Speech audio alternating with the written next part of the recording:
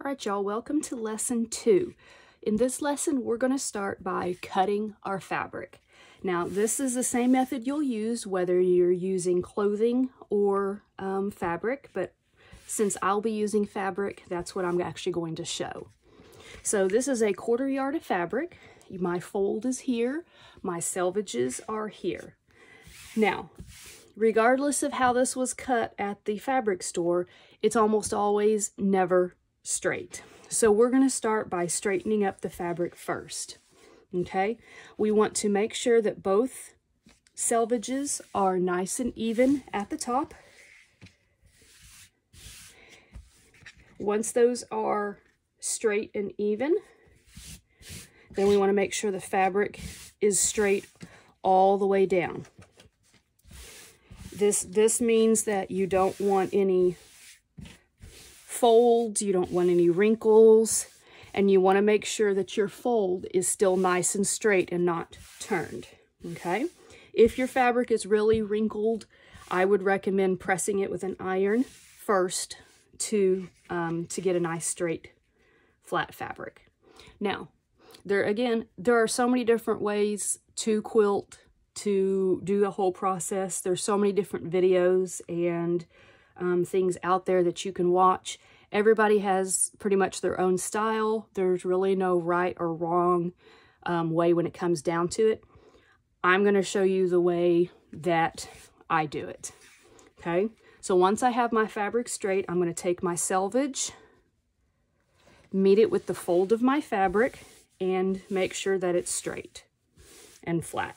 Okay, now we're going to start with a straight edge. Again, if you're going to be using scissors, that is just fine. You will simply line up, get your straight edge, mark it with your marking pen, and then cut. I am using a rotary cutter, okay? I just find that it's easier to do, but if you don't want to spend a whole lot of money, you don't already have one, scissors will work fine. So I'm going to line my ruler up so that it is straight on my fabric. And then I'm going to go ahead and cut off this little edge right here.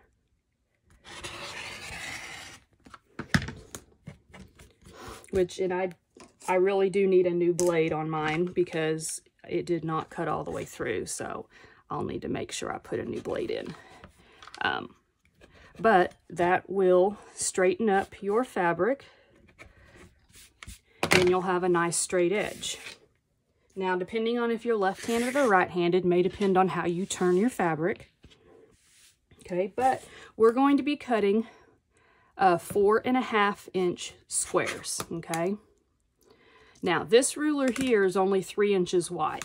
So if you were making 3-inch squares, you could simply line it up on the edge and cut your strips into 3 inches. I'm doing 4.5 inch squares, so I'm going to go ahead and use this square piece right here. I'm going to line it up against my straight edge that I just cut. And I'm going to make sure it's past the selvage edge because you don't want any of that white selvage or anything in your quilt. And then I will cut. Now, you could definitely go ahead and cut an entire strip and then cut it into squares, and I will show you how to do that. But you can also do it this way and cut your squares. Now, doing this way, you're actually cutting 4 squares at a time, which again is a lot easier if you have a brand new blade.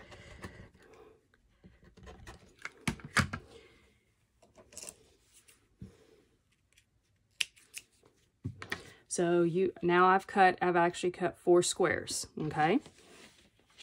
So, and then once I do that, I'll go and I'll cut again. I'm only going to cut 8 squares of each fabric.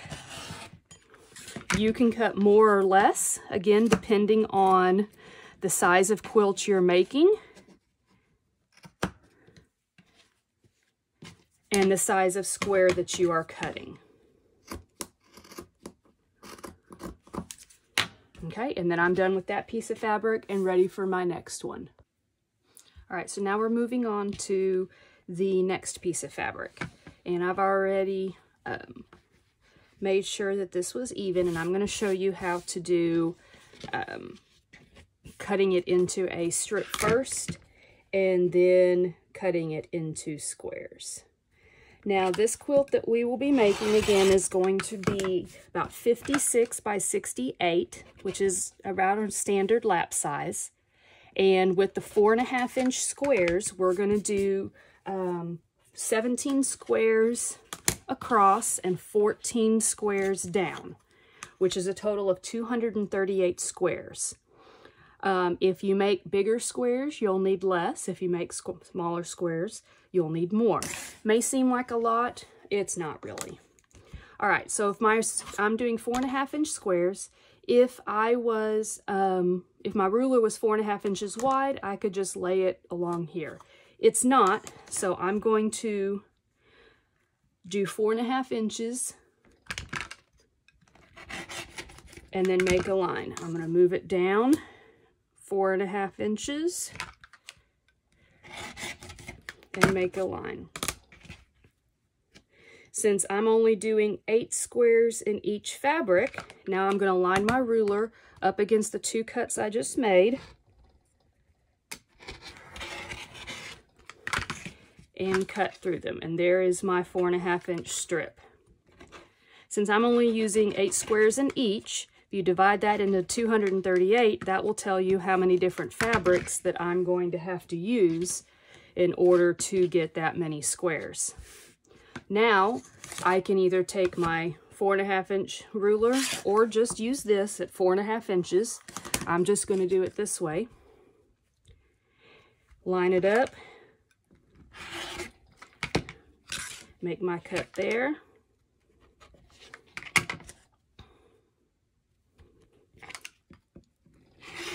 And make my cut there. You're going to continue to do this for all your fabrics until you have the amount of squares needed. Once you have all that, then we will be ready to start on lesson 3, which we will start sewing everything together.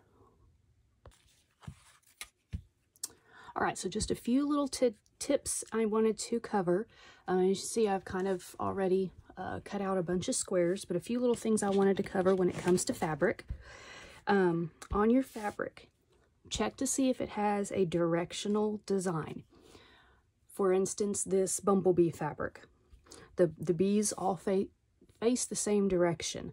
So this is called a directional print, which means it will look different depending on which direction you're looking at. So when you go to cut and then sew your fabrics together, you're going to want to make sure that, in this instance, the bumblebees are all facing the same direction. You can also do what's called fussy cutting. For instance, take this fabric here that's got this really pretty rose on it. If I wanted to feature that rose in my quilt in a block, and don't necessarily want a block where, you know, there's a lot of blank space or half the rose, I would do what's called fussy cutting. When you fussy cut something, you cut through one layer, and you basically center your ruler right over the picture and then cut around, and you do that one at a time. As you can see, I've done with these here. That's called fussy cutting. It does take more fabric to do it that way because you are losing a lot because you're centering your blocks. But if you do have some kind of an image or a picture that you want to make sure is in the middle of your block, you can do that. As I said, I will be doing a 4.5 inch squares. So it's a total of 17 squares across and 14 squares down for a total of 238 squares. If you would like to do bigger squares at the 6.5 inch, may not be quite as daunting for you, and you can definitely do that. You would do a quilt that's 12 squares across and 9 squares down for a total of 108 squares. So just keep that in mind when cutting your fabrics. Make sure you cut enough squares. You can mix prints and solids together.